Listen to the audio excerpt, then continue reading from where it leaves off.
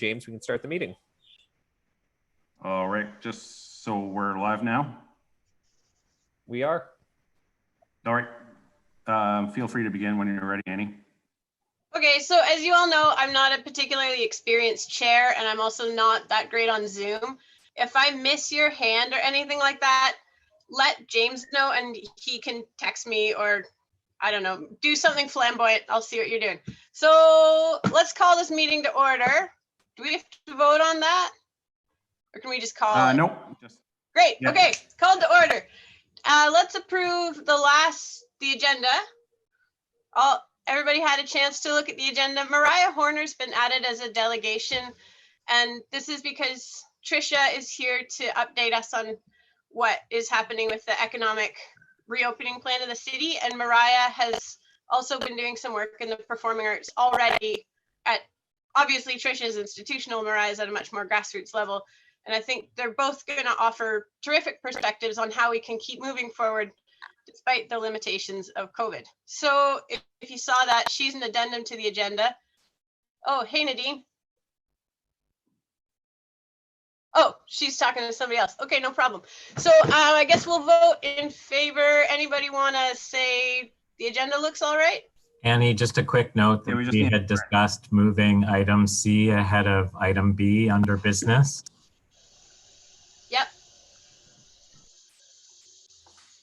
So we just need a mover and seconder if two people want to raise their hand. Liz Shell and Councillor Doherty. All right. You're free to vote on that, Annie, if you'd like. All right, so all in favor of the agenda? Just raise your hand in real life. Okay, great. Well, that was easy. Okay, confirmation of the minutes. Did anyone want to just roll on the minutes? Did anyone want to talk about the minutes from last time? It was pre-pandemic. It was a whole different world.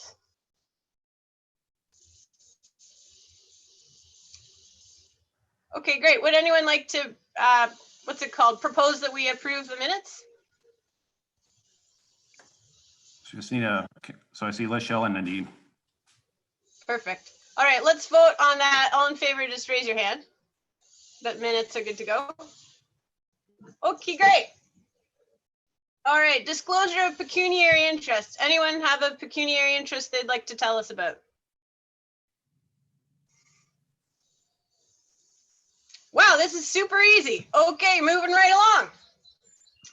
Delegations. Is that right, James? We're going to do the delegations now?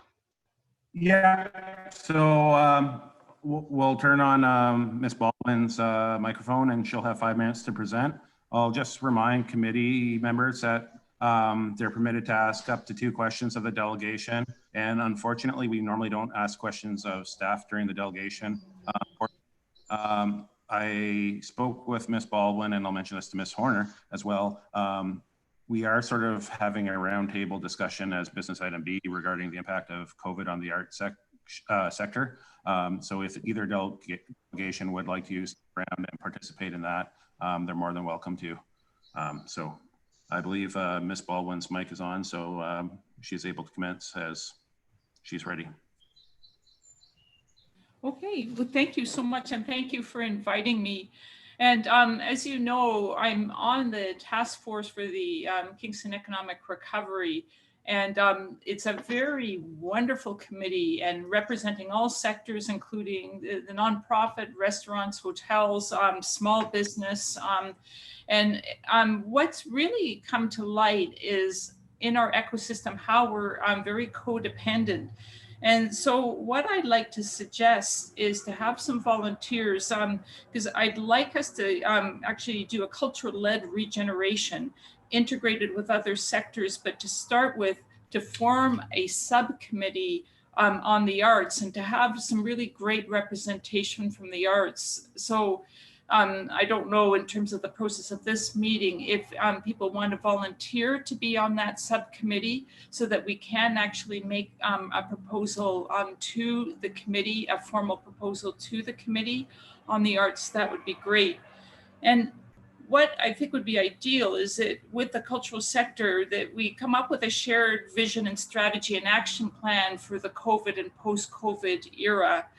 And just really, you know, I think in this time they were talking about essential and non-essential, and to put the arts as non-essential, that really, I don't know, puts us in a box I don't think that we want to be in and that we should not be in. And so for us to actually look at the greater good that the arts creates in terms of the cultural, community, economic, and social impact, and talking about employment, and I never thought I'd talk about like an economist, but right now I know in my own job what I'm really focused on is creating employment for artists and arts workers. And so that's why we created the digital concert hall and the live online concerts, that we're actually employing artists. And if each of us together is trying to give artists work, that's going to help artists get through this period. And the artists have been really hit, as everybody knows, because it's a gig economy and our whole business model is based on crowds. And so in Kingston has lost 6,000 jobs because we do have a service economy, and it's one of the hardest cities hit because of the way that our economy is structured. So that what do we need to do to create employment for artists and arts workers? And also, instead of being on the island of culture, what can we do in terms of the integration with other sectors, whether it's the nonprofit sector or in our businesses, because of our economic impact, it's 3 or 4 times the investment. How do we work with the restaurant and accommodation sector so that we are having a collaborative regeneration? And I find the irony of the isolation period has been the number of collaborations and the goodwill that's happened. It's just that so many great collaborations are happening. So how could the committee come up with a plan that enables people to collaborate, and sometimes unlikely bedfellows collaborating? But I think getting that committee together and doing a very imaginative report would really be great. The other thing we need from in forming this committee is what we want the city to do and how we can help the city. So for instance, there's going to be, I believe, $500 million in economic recovery or COVID recovery for the arts sector. How are we shovel ready and poised to actually receive that money and to attract that money? And how can the city help advocate for funding coming into Kingston? But we need to have some collaborative projects ready so that when the funding does start to flow, that these projects have been developed and these new collaborations have been developed. So I think just really trying to be very proactive in attracting external funding from the province and the federal government to Kingston, but with really imaginative projects as well. And then looking at just the whole community cohesion and mental health and well-being. What is the role that we can play during this healing time of the city where so many people have lost jobs and businesses? What can we do around that? And I think what's going to be really helpful, and I think where the culture department may be able to help in this particular area, is that we need numbers in terms of the participation in the arts, the employment in the arts, because often people, because they go to concerts and performances and think, well, it's fun, but they don't realize that the arts and culture industry is a 54 billion industry across Canada, employing 700,000 people. We're a major employer. And so to be able to show that we're a major employer, therefore we need to work on getting that employment back for our artists. So if the city can help provide the numbers for employment, the numbers of participation, and if there are economic impact studies that the city has done in the past, that would be really helpful, because we need that external data to back up, rather than it feeling like a feel good or just a plea to go in very confidently with the role that culture is playing in the city. And again, looking at the government shovel ready, projects that we can create, and also creating a resource list of funding so that individual artists and arts organizations have a great list of possibilities. For instance, the Metcalf Foundation has come out with a very big program, and that's province-wide. And so that we do our research, and so that can be up on the Kingston Arts Council site or the Department of Culture at the city, but to really make sure that we're getting all funds out to our population. And by doing that, that we are not only making sure that artists and arts organizations are going to get in a healthier state, but we're also creating economic impact for our partners in other sectors. So that's basically what I wanted to tell you. I'm glad I'm part of the next part of the conversation, because I actually wanted to have a discussion with everybody's ideas, but I guess that's the next agenda item. But in the short term, just to summarize, would there be people who would like to volunteer for the subcommittee? Nadine? Okay. I would as well, Tricia. Sorry, I'm not on video. I'm not feeling very well today, everyone. But I'm here. Okay. And Katie? And Tricia, So did you get Kirsty Hanako wants to be part of it as well? Okay. That's great. Anybody else? That's great. And Councillor Doherty has a question if Sure. that's okay. Just one second. Mic on. Sure. Trisha, before, oh yeah, go on, Councillor Doherty. And Trisha, if you have more to say, we'd love to hear it. Maybe we'll just hear Councillor Doherty's question first. Yeah. But I don't want to interfere either with the process, and in case somebody else wanted to volunteer. So there's still room for others to put their hands up too. So, okay, I've received, if talking about shovel ready project, we have the, I wonder if there's been a discussion about the drive-in. I've received several emails from people about the drive-in, and I could imagine that would be a good place to offer concerts in a safe way. So the drive-in concerts is a really neat concept that keeps people safe, and so it's actually identifying spaces where those drive-in concerts could happen. Yeah, go ahead, Mark. Oh, hey, Mark. I don't know if you can hear me. Yeah, can you talk and we'll see if we can hear you? Yeah, can you hear me now? Yeah, Yes. solid. Okay, I had to unmute myself as well. Okay, I'm new. So the drive-in is does everybody know that Kingston actually had one at one point, not too long ago? Yeah. So it's owned by some steel company in Montreal who have no plans, obviously, to make it any sort of drive-in movie theater again. I did email them and didn't get a reply, but I was actually just told yesterday by one of the employees that used to work there that it's up for sale again. So I have no further information on that, but it might be available for purchase again, but it's all, I don't know anything beyond that, but it's, I've gone by there a few times. The screen's still there and the bones of the space are still intact, but I don't think they're ready to start popping popcorn or anything. So yeah, go ahead, Trisha. Sorry, go ahead. So we've only had 2 meetings with the city so far, and just reviewing what the city is doing right now, and really looking at the demand side and the supply side of the equation in terms of economic recovery.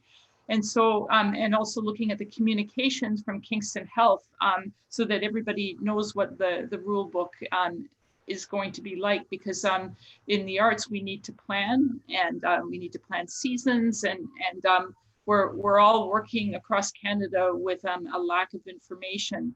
So part of the subcommittee's recommendations would be on the recovery of the arts to redevelop public concerts again, whether it be drive-in or they've already opened churches with social distancing, what would that recovery look like in terms of the format of concerts and the format of audiences and the financial aspect with a smaller audience and people trying to pay artists at the same time.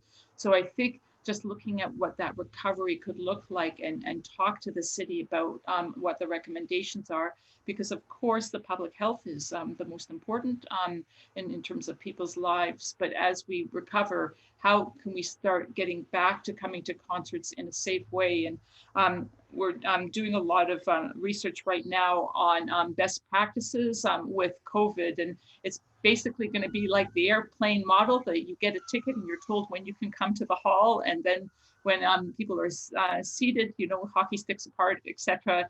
At the end of the concert, then people are told which rows can go first so that you have no crowds there. But to start to share with the arts sector the best practices during this COVID period would be really helpful as well. And that would assure Kingston Public Health that the arts are taking this very seriously. So that recovery period of getting back into public performances and not ramping up all of a sudden, but ramping up over a period of time, I think would be a really interesting discussion on how we could do that. But it is that basically we perform for audiences if it's the performing arts, and audiences represent crowds. And so we have to actually use our imagination on how we can do that. And also how can we properly expand our platforms in which we share our art during this period, and take our digital concerts as seriously as we do our live concerts, not just as a substitute, but really starting to create for the medium of a tablet or a computer screen, but really starting to look imaginatively on how we start to share our arts. And what's interesting, if you go back even to the late 50s and 60s with Leonard Bernstein, when he had the young people's concerts on television and free for everybody, how that developed a whole generation of arts lovers. And so how do we get out in the community in a really generous way through digital means that ensures that the arts are a part of the life of Kingstonians as they have been, but in brand new ways and very interactive and imaginative ways. So I think I'll be putting together and I'll share with the city an agenda for the meeting.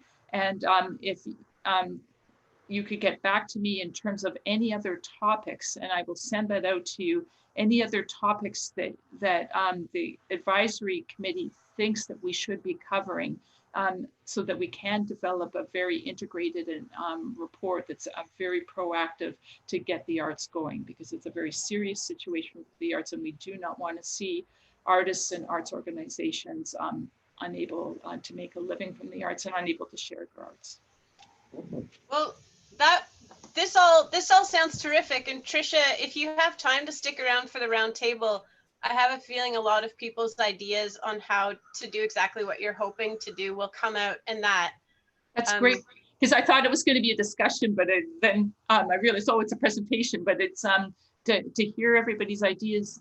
And just I guess we have to look at priorities in terms of the topics that we need to cover. I know we had worked on the professional development report, and it was a really inclusive process, but it was such a dense document. I'm not sure if too many action steps came out of it. It's now starting to talk about what are our priority steps and really focus on those priority steps rather than a list of 1,000 steps. It's really trying to ascertain what are the priorities to our recovery and to our city's recovery. Yeah, I see the hands up, Dean and Alicia. I see both of you.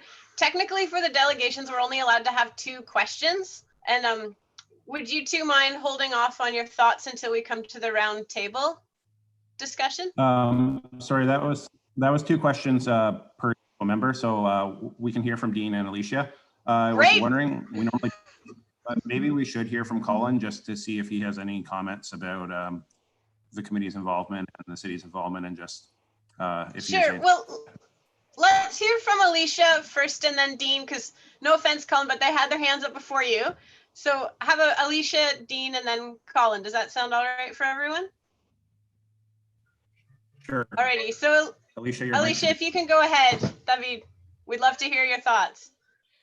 Well, I have two questions, and one's just a technical one, Tricia, and forgive me if you already said this, but the subcommittee has already started meeting?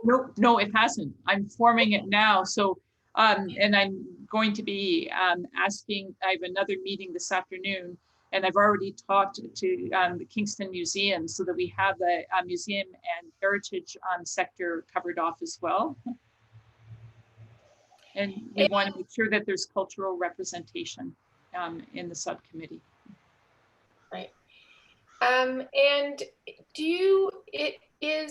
would this subcommittee, and maybe the economic recovery team is already doing this, be in conversation with other similar subcommittees in other cities, and particularly the regions that are currently moving forward with phase 2? Yeah. So what's the question? Oh, sorry. I'm just wondering if this subcommittee would be in communication with other similar subcommittees in other cities that are also involved or will be moving forward with phase 2 of the provincial government recovery. That's a great suggestion. I know when we've worked on reports for the Arts Advisory Committee, we've often gone to see the best practices in other cities. So that's a great suggestion. Thank you. Thanks, Alicia. And Dean, would you like to unmute yourself and tell us your thoughts? Yes, I don't need to take much time. I just want to follow up on what Mark was talking about with the drive-in cinema, so we can talk about that after. Oh, sure. Sure, let's do that. So Colin, if you don't mind going ahead and giving us the staff perspective on Tricia's presentation, that would be terrific. Thanks, Annie. And it's more of a process thing at this point. Certainly, I'll have more to share when it comes to the corporate update, but and I defer to James as the committee clerk on this as well. People wanting to get involved in this work that Tricia's outlining from the Arts Advisory Committee would have to do so of their own time and in a volunteer capacity. We do have a process within the city that if the Arts Advisory Committee wanted to strike a working group, that is something that you can do. That's in your purview. And oftentimes that would go forward as a council report through staff to say the Arts Advisory Committee would like to establish a working group on a particular topic, and council has to endorse that along with the people being appointed to that working group. I think I was asking people on their own volition to join the committee. Yeah, so I just wanted to clarify and speak to that point, Tricia, because the Arts Advisory Committee is an important body as a conduit between the arts community and council, but it doesn't actually fulfill an advocacy role. It's more of a communications role, whereas the Kingston Arts Council and the Kingston Association of Museums that Tricia has referred to, those are arm's length from the city of Kingston and can play more of an advocacy role. So just being aware of these different relationships. And I should also clarify too, that the mayor's economic recovery task force is something that he has taken a leadership role to bring forward and to connect sectors, which is fantastic. He has that purview and ability to do that. And perhaps I can defer to councillors Neil and Doherty on this point. My understanding though is that it's not directly linked to the workings of the city. It's something that he leads, and that task force brings forward recommendations, as was a similar case recently with the housing task force, but it's not necessarily something that staff or city departments are engaged in and supporting, just for the clarity of roles and functions. My impression, because we've got presentations from various people within the city about initiatives, is the task force is giving commentary and advice to the initiatives that the city is undertaking. Of course, it has no authority. It's an advisory body, but it actually is commenting on initiatives without authority, just as a resource group. It's a fabulous group of people. Annie, through you, and perhaps to Mr. Wigginton as well. My thoughts would be, it would be helpful if the Mayor's Task Force created a brief terms of reference for the subcommittee. And once that was sort of endorsed by that group, it could be sent to the Arts Advisory Committee. At that point, it may be appropriate for the Arts Advisory Committee to appoint members, and we could send that to council. I'm sort of curious what your thoughts on that approach would be. Sorry, Colin. James. In fact, it's not coming through that route. In fact, the in terms of the members, the advisory body, they are already talking to their communities and bringing that back. So it's not getting everybody to get all the approvals of getting groups together as it would for the Arts Advisory Body. This is the initiative of the citizens. And so different sectors are already talking to members of their particular sector and providing feedback. That I don't want this slowed down in terms of our ability to get individual citizens together to talk about ideas to present to the committee. Yeah, for sure, I completely. Sorry, James. I think what Tricia is requesting is less moving through our procedural stuff with this committee, which is a terrific committee, and more asking for volunteers to participate in this other process. Yes. Which is happening parallel to us and has different abilities, including the ability to move a little faster. So Tricia's sort of blinking at me in a nodding kind of way. So I'm going to assume that I interpreted you correctly. And Councillor Neal, you had something you'd like to say. I do. First of all, very quickly, I apologize for being late. Outlook isn't working for me today, so I'm here thanks to Gmail. So thank you very much. Sorry I was late. First, for the committee you're talking about, Trish, I'm on KFLNA Public Health Board. Yeah. I'd be happy to join your group, and we can kind of share ideas through Kieran Moore and KFLNA, which I think would be helpful. That's really helpful. Thank you. You're welcome. Looking forward, and Mark can speak to this better than I can, but I think it would be a brilliant idea if the city could lease, even for weekend occasions, the drive-in. It would be good for concerts.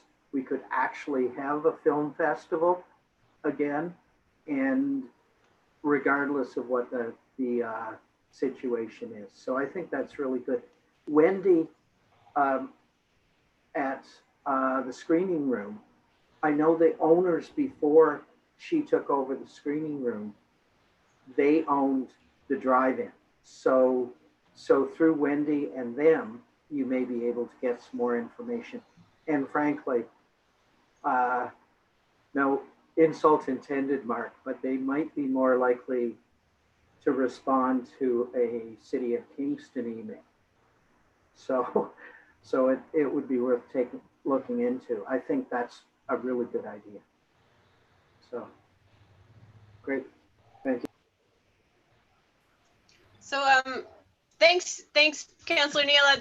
I'll also remind you that the city has expropriation powers if you want to go in there with a club instead of a soft hand. I have a brief comment on Tricia's comments presentation, and then I think we'll move on to Mariah Horner. And something that I've been thinking about quite a lot is, Tricia, you have articulated so much of, I think, the important points of the conversation is how to turn this lemon into lemonade. And it's a huge opportunity. Artists have always worked with constraints and been creative with them. Something I'm really excited about, and I think this committee and your economic recovery one has a lot of potential to work on, is how do we use this as an opportunity to increase access to diverse audiences?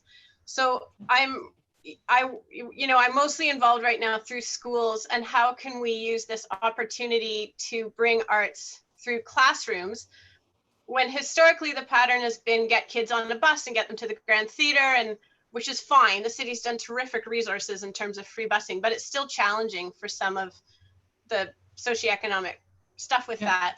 So how can we, as we're talking about this conversation, if we could increase diverse access, that would just be terrific. And it actually, I think what you were saying too, it's that cooperation between the education sector and the cultural sector to create some really, well, just to create good is a fabulous idea. Yeah, there's just huge opportunities there. And as much as I love the drive-in, because I'm so into it, but the first thing that comes to my mind is, well, what do you do if you don't have a car? So as long as when we're programming for these wonderful options, we make sure we include how you get there if you don't have a car. I don't think the buses currently even go to the drive-in. So that's something to think of. So on that, oh, and Nadine, why don't you give us your 2 cents worth, Nadine? We can't hear you. Am I muted? Okay. No, I was just going to add that performances and concerts for sure. I just hope that within that, you know, brainstorming this idea to project or to bring to larger audiences, also some virtual gallery type showings and some visual arts that I think, you know, tours of galleries or some showings of bodies of work from visual artists who have suffered too. Not just, I just wanted to pipe in and say, not just, you know, some of the more performance-based things. Yeah, that's great.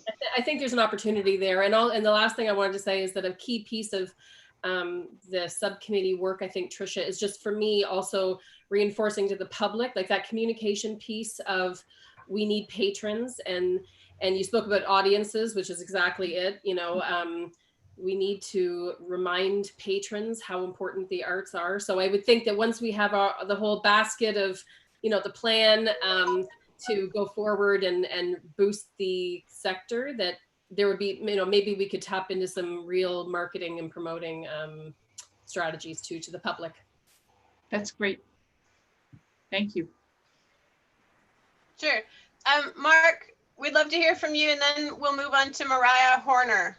Yeah, and I can maybe even just wait to kind of delve into some of this. But yeah, I think like the drive-in's a great idea. I think people are just kind of wanting to get out there back to in-person events. I have a feeling once the Isabel starts opening up a little bit in some capacity, or the Spire, you know, churches, as you said, Tricia, are allowed to open, I think maybe only for worship right now, but 30% of their capacity. Yeah. So, I mean, if we could somehow, and I think you're right, Councillor Neal, if we could maybe get the city to kind of push the right buttons, just like even a short-term usage of the space would be great until we could maybe get back into some of these other spaces. And just as you were chatting earlier, Tricia, there's a few things I was even thinking about how the Isabel might be able to, if you have reduced capacity in the performance hall, start using some of those other spaces that people typically don't go to, like the rehearsal hall. I bet you a lot of people haven't even gone in there. So maybe a performance could kind of pop up in different spaces within the larger facility. So there's, I think, just ways to reimagine venues as well. That exactly. I was talking to the Leon Center, and we were imagining, because, you know, with 7,000 seats, what would a number of venues collaborate on an event at the Leon Center, which definitely allows for social distancing. Yeah. And how can we all work together so that we're bringing the live arts back and keeping audiences safe? For sure. Like when you go to the Leon Center, sometimes you're staring at a screen anyways on the side of the stage. So you don't always, like, there's different ways to experience things. At the Isabel, for example, you know, maybe in your rehearsal hall, you actually have a screen set up there of what's happening in the main performance hall. And I don't know, I think that'd be kind of interesting. I know at the Isabel, with our summer festival, that we got a community group to program it, and with the online music festival, and then full day with Michael Wheeler, everybody's really reimagining different ways of getting the arts out. And you're right, in terms of performance practice, using different rooms is a different way of thinking. And I think that's the silver lining that's happening with COVID, that we're actually going to become much more imaginative in the way that we share our arts. Yeah, so I think the drive-in's great, but I think there's other venues already in existence that we can sort of rethink and reimagine. And not dependent on cars. Yeah.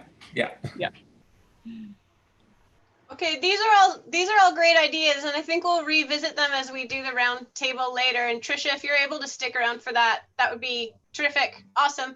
And I'll just remind everyone on Kingston Arts Advisory Forum that we're a formal city committee. Anyone who wants to participate in Trisha's subcommittee there, terrific. You wouldn't be there as a KAAF member, but we all do about 95 things in our days anyhow. So thanks to everyone participating for that. If anyone does want to strike a formal subcommittee of this committee, just let us know, and we can review that as well. So our next delegate is Mariah Horner, and either Derek or James. Mariah is about to turn on your video. Oh, there you are. Hi, Mariah. Thank you very much for attending. Can I just ask a quick question? Has the chat function been turned off on this call for some reason? Yes, Is it has, yes. Dean. That's a corporate policy of the cities. It is, okay. Blame some previous bad actors. Okay, yeah, because I feel like we're a little less effective because of it, but I can understand why. Okay, thank you. All right, tell us everything, Mariah. Whoa, tell us everything. Okay, here we go. Hello. I don't know if I know all of you. I know some of you. I'll tell you a little bit about myself, give some context. So I am a Kingston-based freelance theater artist. I ran the Storefront Fringe from 2016 to 2017, and now I primarily work with two arts organizations. One of them, Trisha mentioned, which is Spiderweb Show and FOLDA, the Festival of Live Digital Art, and I work as their digital content producer. Today is actually day 2 of the festival, so you can watch it if you want to participate. The entire thing takes place online at folda.ca/livestream, and the whole thing is by donation. So it's under the direction of Michael Wheeler, Sarah Stanley, and Adrian Wong, and it's a reimagined festival. This is the 3rd year of the festival, and like I said, the entire thing takes place online. The other organization that I work with is a site-specific theater collective called Cellar Door Project that I've been running since 2012. And I founded it at Queen's as a student. And since then, I've produced 16 original works, working with the Canada Scene Festival at the National Arts Center, with FOLDA, with the Kick and Push Festival. Our first ever show was actually in the basement of Kingston City Hall, and there's still some very embarrassing videos of this show if you wanted to see them. So I founded Cellar Door Project because of limitations. So that's why I was invited to speak today, I think, is about this question of opportunities and limitations and how they can work together. So I founded Cellar Door out of limitations. I was a student. I had no money. I had no clout or no resources, and I couldn't afford to rent any spaces in Kingston. I remember going to a meeting to talk about the Baby Grand and my jaw dropping and hitting the floor. I was only like 19 or 20 at the time. So I started to work in non-traditional spaces. I worked in cemeteries, in bars, in parks, in Brian's Record Option, on the street. And that was founded out of a limitation, a very real limitation, that I couldn't afford performance spaces. And that kind of mentality of limitations creating opportunities is really core to how I understand myself as a grassroots artist. So I was asked to speak about this process of limitations and opportunities. And I want to focus on 2 examples of shows that I've made since the pandemic. So the first one is a show that actually happened last night, which is called Talk to Me. And it was a sex and dating radio show that happened on CFRC. And all of the artists were in different cities in Canada. And I was in CFRC station, and we had artists in New Brunswick and Toronto and Oakville and London. And the show sounded like at least 2 of us were in the same room. We were both in CFRC. So we wanted to build this show as kind of like a cheeky, sounds like we're together, but not really.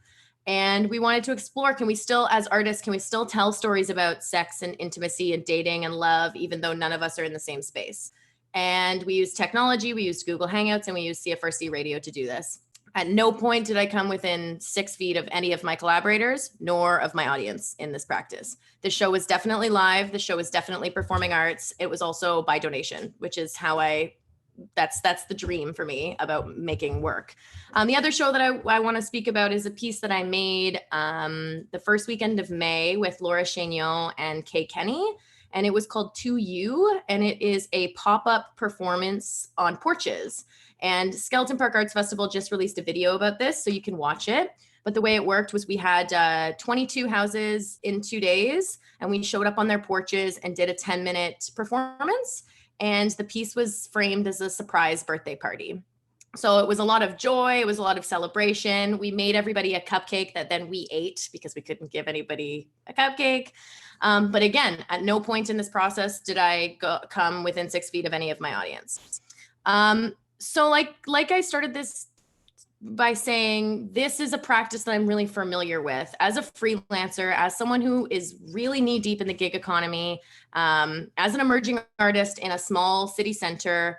This idea of limitations has totally dictated how I see myself as an artist. And I think that this is an opportunity. You know, when I spoke to Annie about joining this as a delegation, we talked about this idea of like, how can performing arts adapt?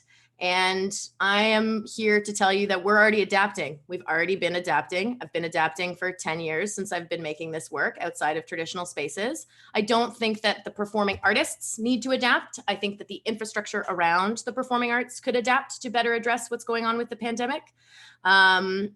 You know, as an artist who deals with non-traditional spaces, proximity is something that I've always been exploring. How close can I get to someone? So this idea of like, now I just have to be far away from someone, it's actually the same question. But that's a question I've been asking for 10 years. But the infrastructure around me as a self-producing freelance artist in this town does not support that kind of investigation. We all know the way that project and operating funding sorts out in this city. I am an independent artist. It's been very difficult. I've been making work since 2012, and this year was the first year I actually ever got a CCAF. And I think there's lots of things that we can do as a community that really opens up funding and opportunities for artists that aren't just institutional. And that's kind of like the core idea of why I'm here today is questions that we're asking about adaptation towards institutions are not the same about adaptation towards individual artists. I'm already adapting. It's already really working, you know?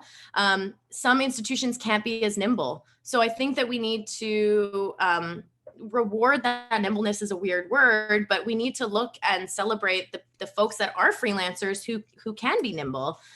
You know, some of the thoughts that I had is, some of my challenges have been about acquiring insurance. I work in non-traditional spaces and I get very small grants. And often when I have to pay insurance, it's like a third of my grant that I've received. That's a real challenge as an independent artist. And I'm really happy to have this platform to tell you that took me like 2 months to do. And I had to piggyback with another organization to be successful. It's really a challenge. Independent artist grants. I work in a collective that's very movable with, I've been running this since 2012, but we always have new members that are joining and participating with us. I have to have at least 3 co-signers on any grant that I write. Really hard. That's really hard work when I'm dreaming up a work that's a year in advance and I want to acquire some money. Other options are grants in various stages of development. So like Trisha was speaking about, one of the FOLDA, Festival of Live Digital Arts, one of the most inspiring things about this festival is they program work in 3 different stages of development. So for their festival, they have works that are in alpha, they have works that are in beta, and they have works that are in golden.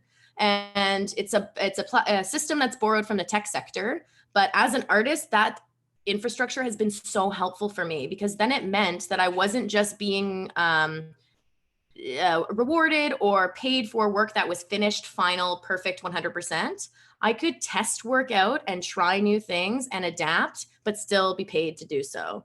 And I really think that that's one of the most inspiring models. And this is a lot of what I talked about in the Skeleton Park Arts Festival video, which is that artists need a cushion to be experimental right now. And this idea of programming work that's like new workshops or new drafts or, you know, even answering questions about impact on grant statements is really hard for me when I don't really even know if the technology is going to work, but I really want to try. And I also want to buy groceries while I'm trying. So this idea of various stages of development, funding, and celebrating work, not just when it's finished and perfect and polished.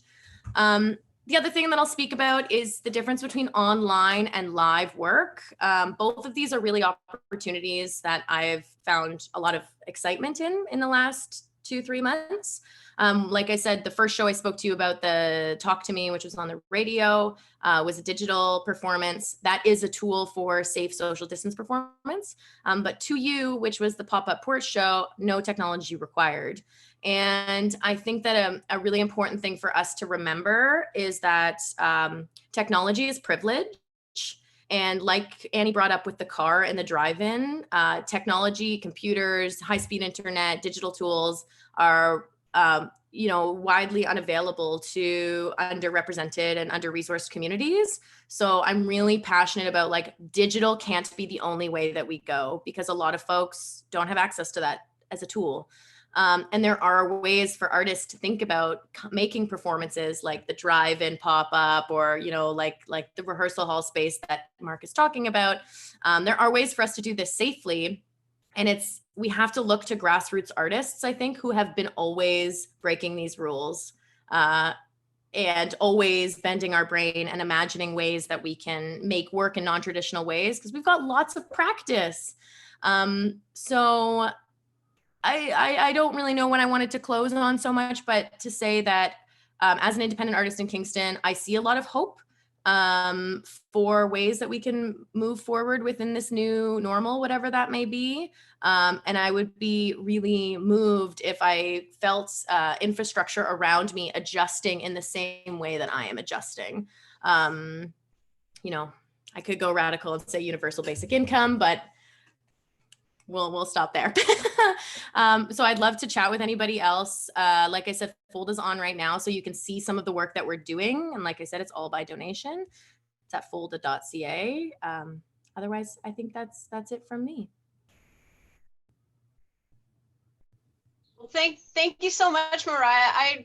I find your message of hope and creativity really, really fun. And something that I think is wonderful is here you are with Trisha Baldwin and the opportunities for working together between the city and the Bader and Queens and grassroots organizations is very high right now. Again, let's make some lemonade out of these lemons.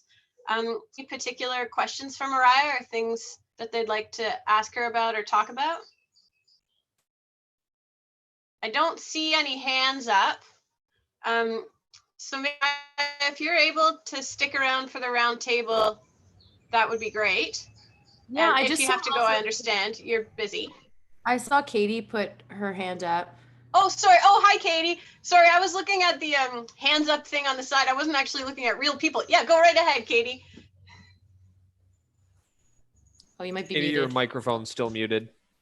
I hit unmute and then it relapsed on me. Okay. Hi, my question, I was just curious, Mariah, based on the donations and the views that you got on last night, just as sort of a preliminary snapshot of what you might expect from the festival this year in comparison to other years and how the programming's changed.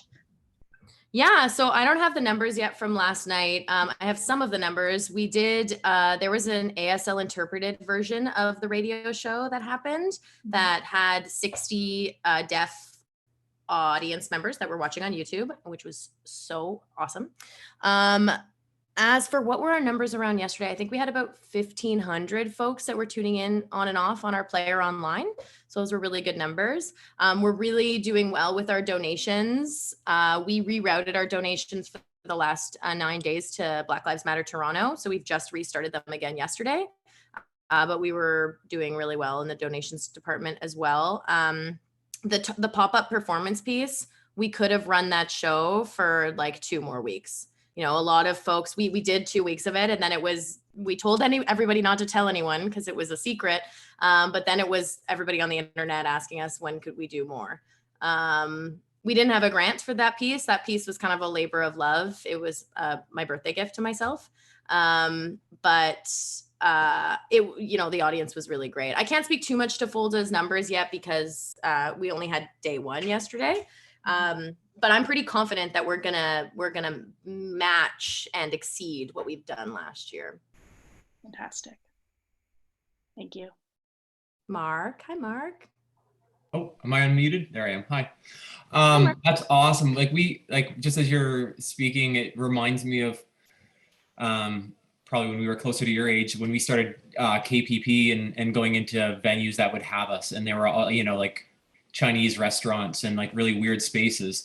It seems like you're able to effectively navigate the world of grants probably a lot better than some other artists might be able to. So just as you were going through your programming, which sounds awesome, I think a lot of artists struggle, and maybe this is a little bit more in the music world, but they really struggle with grants and public funding. So for them, in order for them to do something similar, like a socially distanced concert in a different space, it might be harder for them to monetize something like that. So I don't know if, I guess that's just what I was thinking as you were mentioning it. It all sounds awesome, but it may be challenging for some artists to sort of monetize something like that. And it seems like you've been able to effectively do that, which is great. But I think you would be in the minority, I think. It's a good point. I think about musicians often because it's mainly my cohort of artist pals in the city are musicians. And, I kind of come in guns a-blazing with hope and opportunity. And a lot of musicians I know are really not stoked on hearing that from me. Mm-hmm. And I totally empathize and respect that. But I think a lot of this idea that I have about being able to support artists in various stages of development, I think that this idea of despair with what's going on with musicians, it's kind of connected because they're like, well, I don't have an album. Well, I don't have a concert. Can we support musicians while they are writing music? Can we support musicians while they are trying a live stream for the first time? Mm-hmm. I've volunteered a lot of my musician friends. I'm pretty good at live streaming now. So I said to them, I'm like, it'll take me 2 hours to run you through a basic setup. Give me a call, try it and run with it. But I think they're kind of connected about musicians are even more victim to the final product as the moneymaker. Mm-hmm. And I wonder if there's a way that we can reimagine this, like supporting in various stages of development cross sector. Yeah. I don't know though. This is terrific. And I think Councillor Doherty wanted to comment on your thoughts, Mariah. Councillor Doherty? Yeah, thanks, Annie. Well, I have 2 questions. One is if you mentioned a couple of websites or links that we should look at, and I wonder if Annie could share that or the clerk could share that with the entire group after, because I didn't manage to write it down. And the porch concerts, it sounds really fun, but it's not surprising that happened in Skeleton Park. So I wonder if there's some thoughts to actually bring that to other neighborhoods. And in fact, a lot of our Kingston arts, the way I see it, I might be missing it, but a lot of it is around the downtown core. And how can we bring it to the North End, West End, East End, and be a bit more creative in that way? Yeah, definitely. So this piece, the video was made by the Skeleton Park Arts Festival, but we went everywhere. We were in the West End, we were in the East End. We had a car for this show, which I would speak to as the other point is, for me as an artist, I don't own a car. So I live in Skeleton Park. So it's, it's the same, it's a similar kind of question of like, I can't get to the North End because I don't have a car or make work there. But this piece was we used a car of someone else so we could travel a little bit more. But I definitely hear the need to, it's the same thing that I speak about with digital technologies, right? I know a lot of families that don't have access to 3 laptops in their house for their children. Mm-hmm. So like neighborhood associations, for example, contact you and organize a neighborhood concert. Like, do you sell yourself as an artist like that too? Well, I mean, I'll send you an email. It's a bleak time these days to be an artist. So yeah, no, definitely. I'll send it out. This piece is, we're kind of just sitting on it right now. We don't really know what to do with it. It was we had been thinking about making a similar but different story with the piece, because this idea of a pop-up show can kind of have many different kinds of stories. But yeah, I'll send a pile of links and information to Annie and she can share it with the group. Thanks. Specifically, I I would say that what's going on with Folder right now in the afternoons might be of specific interest to this working group or committee. I'm sorry if I misspoke. It is right now what they're doing in the afternoon specifically. It's called the Green Rooms, and it is 8 different cities that are all in a Zoom call that are being composed into one giant Zoom call that is being live streamed. And it's all about climate activism, racism, and performing arts roles in these 2 epidemics, and also speaks about COVID. And what's really just fascinating is like what is possible. You watch it and it's really overwhelming to look at, but then you realize, oh my God, there are 40 people in this call from 8 different, like London and New Zealand. And this is happening in Kingston. They're based in Kingston. This is a Kingston-based organization that's running this festival. So sometimes it's not super graceful, but it's been working. I think it's been working so far. So I'll send it off to Annie. The first show today starts at 3. Sure, that would be great. I'll send it to the group. Well, James will actually, because he's the one who does all the work immediately. So Mariah, thank you. This has been really interesting to hear what you're doing, and also just really hopeful. And I think we're going to pass it over to you now, Colin, if you're ready to update us. And after that, we're just going to talk really briefly about the Mayor's Arts Awards. And then we don't have tons of time, but I would love to do a roundtable. It's 10:30 now. Do people want to do a roundtable after Colin and presentation and the Mayor's Arts Award as part of this meeting, or do people have things they need to get onto and we should schedule another meeting? I don't know how you're going to tell me because you're all muted. So Liz, why don't you start? I suspect the roundtable is going to take a bulk of our time. So really, we should probably hear from Colin and get the work done. I do have to leave though at 11. My mother is in a nursing home and I've got my outdoor visit schedule. So it's possible maybe we'll have to do some email with ideas through James to however we work it, because I think we've all got lots to say in a roundtable, but there is some work to do with the committee too before then, I think. So there we go, thanks. Yeah, what do y'all think of that as a plan? If we'll do our stuff. Oh, Katie, go ahead. Oh, are you in favor? You're doing that Quaker thing that Quakers do? Okay, great. So why don't we do that? And Trisha and Mariah, if we communicate through email, would you like to be part of that email thread? Definitely. Just Annie, if I can interrupt quickly, we can't really get into too much of a discussion via email as per the procedural rules. So if we don't have enough time today to thoroughly discuss the roundtable, perhaps it would make sense to hold an additional meeting. But sure. Okay. Tell you what. We can't get into a back. Why don't James, you and I? Why don't we talk about exactly what we can do over email or not after the meeting, and we'll see how far we can push that ticket. Yep.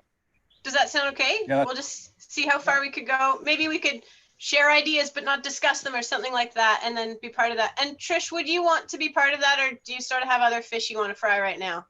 I think having another meeting just as a discussion, because that was what I was hoping for. And then for this meeting, you can get on with your business as usual, but maybe if we plan for an hour discussion, a meeting with an hour discussion on ideas on recovery, that would be super helpful for me.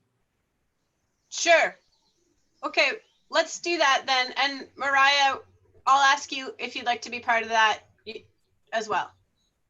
So does that, should we, I'm gonna move that we plan to finish our business now and then plan an additional meeting to have a roundtable to which Trish and Mariah will be invited as some form of participant that we're allowed to do. Annie, it's Colin. If I might just jump in here, I think what I'm hearing you say is that the conversation might continue in a more extended way as part of a subsequent Arts Advisory Committee meeting, which would be open to the public, and anyone can come and either ask to participate as Trisha and Mariah are today, or they can follow on YouTube, but that's a procedural thing we can work out with the clerk's office. And the intent with the roundtable today, just to give a bit of context, was mainly just to have a chance to hear briefly from each of the committee members about sort of the state of what they're observing from their different positions, because this committee hasn't met for a number of months, and the last time it met, COVID-19 hadn't happened. So it wasn't meant to be an extensive discussion at this moment, more of just a check-in with people to hear some of the main things that might be emerging that would be helpful for council and the community to be aware of through this mechanism. Sure. So I think we could hopefully do that. We're just a bit tight for time, but I think we can do that, but we have to kind of burn through the mayor's afterwards. And I do want to hear your update as well, Colin. So I'm kind of flailing a little here. You can probably all see that, but I think we do need to talk about the Mayor's Arts Awards. I would like to hear Colin's update. We may have time before 11 for a brief roundtable, but I'd like to move that we'll have a broader one at soon in the future. And Trish and Mariah, if you want to be part of that, that would be terrific. That sounds great. And so we'll, Mariah and I will just sign out now. Yeah, thank you both so much for coming. It was wonderful to hear what you're doing. Oh, Thank you. Thanks for so having much. us.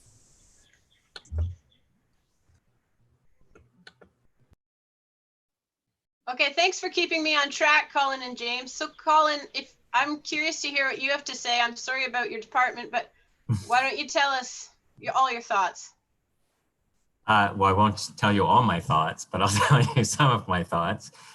No, the purpose of this update right now was really to provide a bit more information and context in relation to a council report that went forward on May 20th. That was the first real opportunity that city staff had to report back to council regarding how we as staff are managing and responding to COVID-19 as it has become such a reality for all of us. So through the agenda, the report was referenced, and I don't know if people have had a chance to look at it or if you were following it when it came forward on May 20th.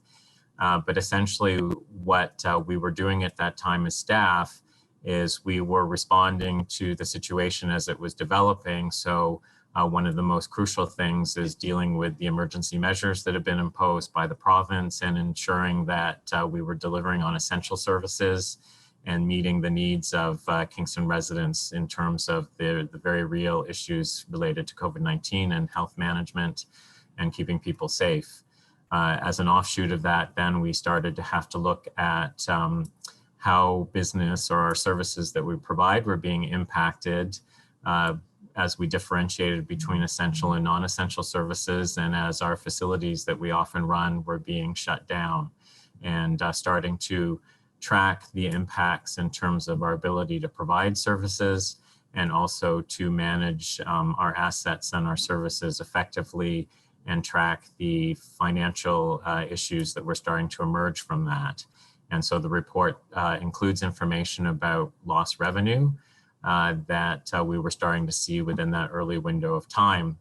We were also strategizing around issues related to council priorities, as well as capital planning projects and our ability to deliver on those things as our priorities were shifting. And so the report gets into those details. And just in terms of cultural services, within the report, as with many other departments, there is a number of capital projects that have been deferred into 2021 or beyond. So it was a very high-level, holistic snapshot of that moment in time.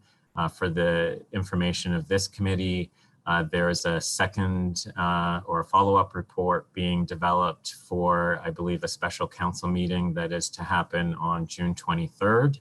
Now that we are seeing a regional reopening. As many people are aware, the emergency measures by the province are still in effect until June 30th. That was the direction that they issued. And then there was the subsequent notice about regional reopenings, and that local businesses here in Kingston, as in other communities, are able to reopen based on guidelines like defined by the province as of Friday. So there's a lot of things happening right now, but just in terms of a snapshot of cultural services, I think the most important thing to flag is that in these early phases of COVID-19, as has been referenced earlier in this meeting, culture along with recreation were deemed to be non-essential services as resources were being redirected to other parts of our corporation and the services that we provide. So a number of departments saw impacts in terms of lost revenue from service changes, as well as then subsequently staff being either redeployed to other departments or laid off to try and mitigate the financial impacts that were being tracked. And so, you know, ridership on Kingston Transit, which has been a leader in Canada for its growth, you know, we've had to lay off bus drivers because people just aren't taking public transit. You know, recreation facilities are closed, so rec staff are being either redeployed or laid off, and the same is true in cultural services. And as you can imagine, the Grand Theatre, we had to end our current season earlier than expected. We've had to suspend rentals of the facility, and so it's not being operated as usual, so those staff have been impacted. So we're doing our best in this moment within cultural services with the few remaining staff that we have to continue to forward the priorities of this moment, to be nimble where we can, to respond to things that are happening like this reopening, and also to keep some major projects going forward, such as our efforts around reconciliation for Engage for Change and examples like that. So we are functioning in a very different way right now, but we are trying to keep things moving forward and are now part of the discussions around reopening and what elements we can be involved with supporting. And so Nadine, who's here from the TET Center, lots of conversations between us and her and the board about getting the TET Center reopened in some form. Moving forward, looking at the possibility of reopening the Pump House Museum, for example, but we do anticipate that it will be quite a while before the Grand Theatre can come back online. But at the same time, we're continuing to do a lot of work that's probably less public in terms of making sure that our Arts Fund and our Heritage Funds continue on uninterrupted. And, you know, Councillor Doherty and Councillor Neal recently participated in jury meetings around that. So, you know, hopefully council and the city will continue to support those kinds of investments. There's also a report coming forward next Tuesday to council that's a renewal of our service level agreement with the Kingston Theatre Alliance that manages the Kick and Push Festival. That organization has issued a call for proposals as somewhat along the lines of what Mariah has been outlining. We're sharing that they would like to commission artists to create work in the context of the Kick and Push Festival this summer that engages audiences in non-traditional ways through a program that can still happen out in the world, if not in the Grand Theatre and the community itself. So there's a number of things we're continuing to move forward. Public art has had a bit of a stall for the time being.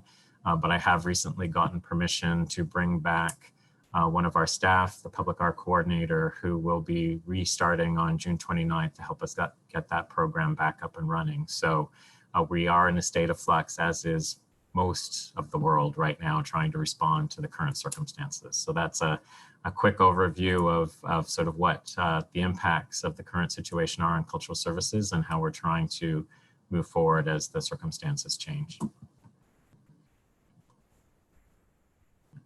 Councillor Neal?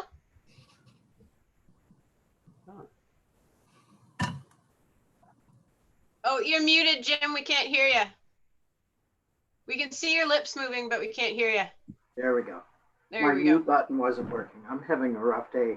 I was on the jury arts funding, and there were a lot of really, really good projects, but some of the critique that went on, and I won't get into individual because but it had to do with what alternative plans did groups have if there was indeed a situation, if we were still part of the, as we probably will be, the social distancing, being unable to do things in groups. And so that's something I think, and I know Colin mentioned that, but I think that's something that the city needs to be somewhat vigilant about, because it would be a shame if some of that money wasn't able to be utilized in a way within this calendar year that would indeed be an effective use of the money.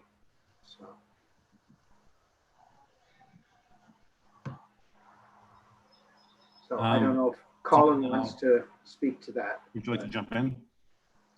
The only thing I'll maybe mention in response to Councillor Neal's comments is certainly we're seeing, and this is something staff have been monitoring along with the Kingston Arts Council and the Association of Museums, is what's happening with funding at all levels of government in this moment. And certainly we're seeing provincially and federally the commitments of those levels of government to ensure that funds still flow to organizations, heritage and arts, so the work can continue in spite of the uncertainties. So certainly what we are hoping to support and are moving forward with is that the City of Kingston remains committed to that as we start to sort out what the realities are. But Councillor Neal's points are well taken. I think everyone's challenged right now to figure out how to pivot and continue to deliver on their mandates and services in this moment.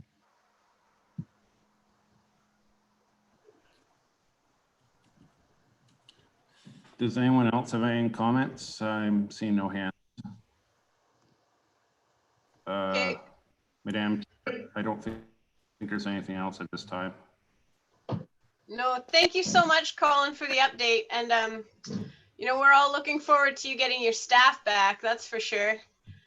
And now, actually, if you don't mind keeping going, Colin, would you be able to update us on the Mayor's Arts Awards and what you need from us in terms of that project? Sure, thank you, Annie. So I did send through email ahead of this meeting just a prompt about the terms of reference for this program. So normally by this time in the cycle of a year, we would have established a nominations working group related to the Mayor's Arts Awards. The timeline is typically that by the end of August, that nominations working group has identified 5 people as recipients of the 3 different award categories. And then we would move forward with planning in the fall to actually announce those winners. Obviously this year, as with everything, the likelihood is that that won't be a live event when the winners get announced, but we did feel there was tremendous value in having this program move forward this year in spite of the circumstances. And so really the need at this moment is to have the Arts Advisory Committee identify participants to move forward with the nominating process and the selection process based on the terms of reference. So the terms of reference, I believe, define that there be at least 3 members of the Arts Advisory Committee participating in that nominations working group, one of whom is a city councillor. And last year we had Councillor Doherty participate along with Andrea Seepersad and Sarah Sang on behalf of the Arts Advisory Committee, and Marnie McDermott, Mark Darnus, and the past award winner Aaron Ball were also part of that nominations working group. So at this point, it would be fantastic if coming out of today's meeting, we could identify a councillor along with 2 other members of this committee who would like to be part of the nominations working group going forward in 2020, and potentially to identify some people who could be approached from the community to participate as well, who could be appointed at the next Arts Advisory Committee meeting so that that can move up through council for their approval. And typically we would include a past recipient from the last 2019 cycle of award recipients. And so that would include Mark Surratt, Helen Humphreys, Don Maynard, and Jan Allen, potentially to approach one of those people to participate as well. So right now I'm looking for a councillor and 2 committee members to make themselves available to be appointed, and some ideas for other community members who we might approach. And because you can't see me, I'm done. Sure. Thank you, Colin. So anyone who wants to do it, Andrea, you've been quiet this meeting. Is that something you're interested in doing? Sure, if there's no other interest. I mean, I did it last year. It's fine. Like I don't mind being part of it again. But maybe open it up and see if there's any other individuals that are also interested. I see Dean putting his hands up. So Thank you. So Dean, you're interested. Nadine, you're interested. Anyone else interested? We need a counselor, Madam Chair. Councillor Neal? Okay, great. Does anyone want to, contest with any of these fine possibilities? Great. Okay, Colin, you got your 3. So can you just pass a quick motion, please, to appoint Dean, Nadine, and Councillor Neal to that working group, and have someone move and second that, please? Sure. Anyone want to move that one? Great. Alicia. Oh, you got it, James? Yeah.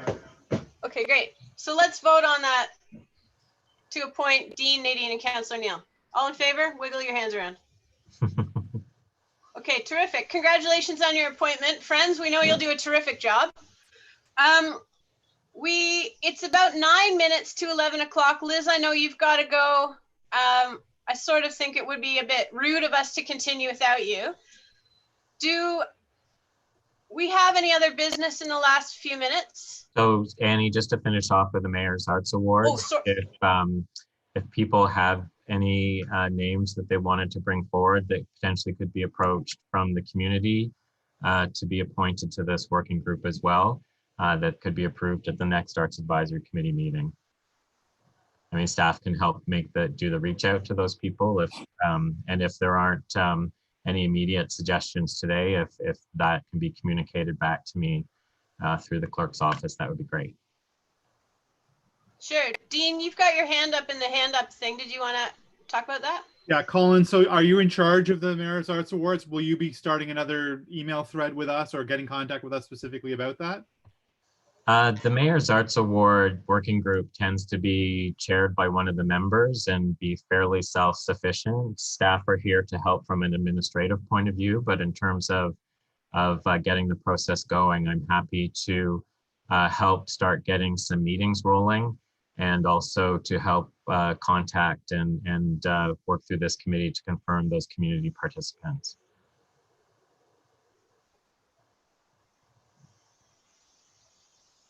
Did that answer your question, Dean? Okay. Colin, anything further on that? Mayor's Arts Awards? No. Okay, well, thank you very much for headlining that conversation.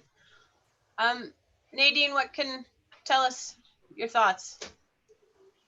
I was just saying goodbye to Colin if he's heading out. I didn't, yeah. No, I'm here till the bitter end. Okay, which is if it's all right with everyone else in about 7 minutes. Does anyone, before we move to a very brief roundtable discussion, does anyone have any other business they'd like to bring forward? Annie, again, I might just add, and James can weigh in on this. Typically, the Arts Advisory Committee meets monthly on the second Thursday of the month, I believe it is, James. So in terms of continuing the discussion, just to give people a time frame, normally we would then meet in a month in July. But James, if there was a desire to have this COVID-19 roundtable discussion on an earlier timeline, is that something that's possible? For sure. Yeah, we're super flexible. So if the chair would like to coordinate an additional meeting, we'd be happy to arrange that with the group, provided that staff is available and that type of thing. And would it be helpful, Colin, to frame that discussion further so we had a focused sort of agenda item on the next meeting, or did you do that sort of a few minutes ago when you just wanted to sort of more or less hear briefly from everyone about their experiences. I mean, maybe, James, the approach is a meeting following the next staff report to council regarding the reopening. We can have a bit of an update and then continue with what essentially what you just framed, that we would do a roundtable to hear from the community about the impacts of COVID-19 on the cultural sector for discussion. Okay, so why don't we hold off then, like you just mentioned, for the reopening report. When you believe it's appropriate for this committee to meet in a few weeks, we'll call another meeting. I believe I just tentatively scheduled the next meeting for the second Thursday in August, but we'll obviously meet well before that, and we'll go from there if that's appropriate. So any meetings of the committee can be called at the discretion of the chair. So since you're the chair, that is a decision that you can help lead with the support of the committee and the clerk's office. Great. Okay. When's the second report to council coming out? I believe it's a special meeting on June 23rd. June 23rd. Well, why don't, keeping with our pattern of the Thursday mornings, how would the morning of Thursday, July 2nd work for everyone? That is the day after a holiday, so I don't know if people might have conflicts. Do you have a conflict, Colin? If you do, that's fine. We can move it. No, I'm just flagging the fact that Canada Day is the Wednesday, July 1st. Oh, yeah. I mean, could we aim for June 30th? No, what am I looking at? Sorry. July 9th would be the next meeting. Right, July 9th would be the next meeting.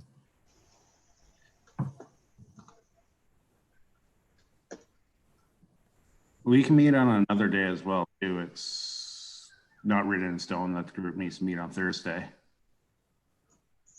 Or sorry, June 25th, the council report would have been discussed. It just gets a little, yeah, depending on the agenda circulation and when that report's ready, sometimes it gets a little bit tricky just in case that report's late coming out and that type of thing. Right. Seeing how we're piggybacking on the council report. So I prefer to at least give it a week past that. James, I mean, we don't necessarily need to piggyback on the council report. I guess I'm just a bit unclear from a process point of view. Are we allowed to have an agenda that's essentially just one item that's a roundtable discussion about the impacts of COVID-19? Yeah, basically we just be deferring the business item from this meeting to the next meeting due to a lack of time. We can talk offline too with the chair and come up with the best course of action.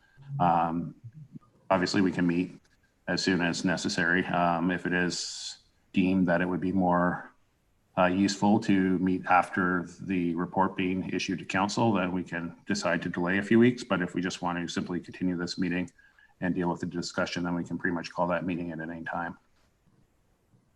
Sure. Well, again, I hope I'm doing this right, but I'm going to just propose a motion right now that James and Colin and I will find a time within the next 3 weeks that would be agreeable to a meeting of this committee. And basically the only item is a roundtable on what we can do moving forward. Okay, looks like Councillor Doherty's fine with that. And can I get a seconder? Liz will second that. Let's vote on that.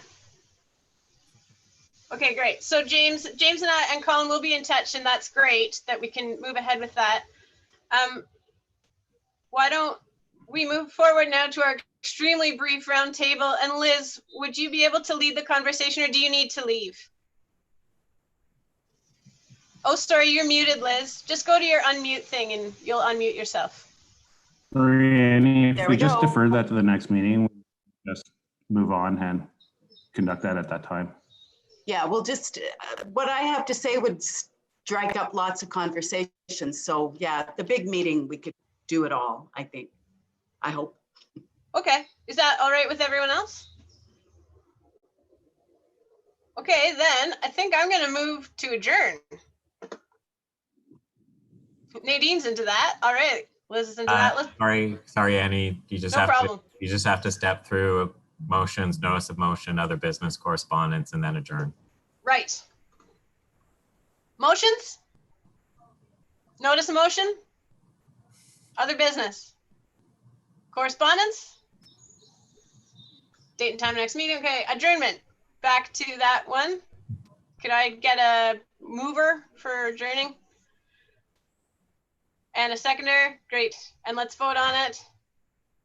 All in favor? Okay, thanks everyone for putting up with me. Thanks very much to James for making sure this happened, and to Colin for your presentation. And James and I will be in touch about another roundtable. I'm really looking forward to it. And I think, I remain hopeful and optimistic. Thanks, Thank you Annie. all.